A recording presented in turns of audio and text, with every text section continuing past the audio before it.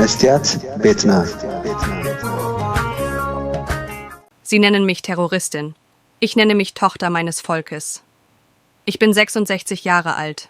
Ich habe nie einem Menschen ein Haar gekrümmt. Und doch nennen mich 2 Staaten, Eritrea und Deutschland, eine Terroristin. Ich bin Tsahaynesh Kiros. Ich bin die Tochter eines Landes, das seine Kinder verschlingt. Ich bin die Mutter von Kindern, die heute zwischen 2 Welten stehen, dem Erbe eines Freiheitskampfs und der Verantwortung in einer neuen Heimat. Ich bin eine Kämpferin. Nicht mit Waffen, sondern mit Worten, nicht mit Hass, sondern mit Hoffnung. Sie werfen mir vor, Anführerin der Brigade Nhamedu zu sein, einer Organisation, die sie jetzt als terroristisch einstufen wollen. Aber was ist Terror? Ist es nicht vielmehr ein Staat, der seit Jahrzehnten sein Volk knebelt, in Angst hält, ohne Internet, ohne Presse, ohne Freiheit? Ist es nicht Terror, wenn ganze Familien verschwinden, wenn Jugendliche gezwungen werden, ihr Leben lang für ein Regime zu kämpfen, das sie niemals gewählt haben? Was ich getan habe? Ich habe gesprochen, ich habe gewarnt, ich habe mich eingesetzt für mein Volk, für mein Land, für Menschen, die ihre Stimme verloren haben oder sie nie hatten. Ich habe den Finger in die Wunde gelegt, die Eritrea seit Jahrzehnten blutig hält. Dafür nennt man mich Terroristin.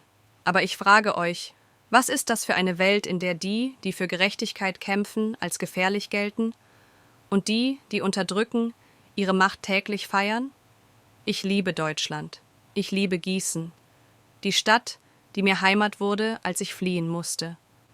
Ich habe in der Pflege gearbeitet, Menschen geholfen, Nachtschichten übernommen, meine Rente aufgebessert, ohne zu klagen. Ich liebe Deutschland für seine Demokratie, für seine Kultur, für die Meinungsfreiheit, die ich dort atmen darf. Und ich frage euch, liebe Deutsche, wo seid ihr? Wo ist eure Stimme geblieben? Euer Mut? Deutschland braucht seine eigene Brigade Nhamedu, eine kritische Masse, eine laute, störende Bewegung, die sagt, genug ist genug, für die Menschen in Eritrea, für die Wahrheit, für das eigene Land, das gerade dabei ist, seine Seele zu verlieren, nicht an die AfD, nicht an all die anderen, sondern an die Gleichgültigkeit. Denn wenn Rechte und Linke gemeinsam vor dem Bundestag stehen, gegen Krieg, gegen Unrecht, dann sieht die Mitte, das Schweigen ist keine Option mehr. Dann heißt es, bin ich Teil der Lösung oder Teil des Problems? Ich habe fast alle meine Freunde verloren, weil ich mich gegen die Diktatur stellte. Ich habe Angst, nicht um mich, sondern um die Menschen in Eritrea, um die Menschen in Deutschland. Ich habe Angst, dass zu wenige sich trauen, unbequem zu sein. Und euch, meine Brüder und Schwestern aus Eritrea. Ich verstehe eure Angst. Ich weiß, was es heißt, in einer Diktatur groß zu werden. Aber wenn ihr hier lebt, mit Internet, mit Freiheit, mit Zugang zu Wahrheit und trotzdem lügt, dann tragt ihr Schuld.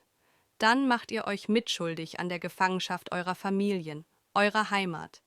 Wenn Eritrea nur einen Tag Internet hätte, nur einen einzigen Tag, dann würde das Volk in Tränen und Wut ausbrechen. Und dann wäre die Diktatur vorbei. Vor Mittag. Aber bis dahin bin ich bereit, weiterzukämpfen, auch wenn man mich Terroristin nennt, auch wenn man mich nicht reisen lässt, auch wenn ich alles verliere, denn ich liebe mein Land und ich bin bereit, dafür zu sterben. Und an euch, meine Kinder, ihr seid still geblieben, aber ich weiß, ihr werdet sprechen. Ihr werdet kämpfen für das Land, das ihr liebt. Wartet nicht zu lange, denn bald könnte es auch für Deutschland zu spät sein. መስትያት ቤትና.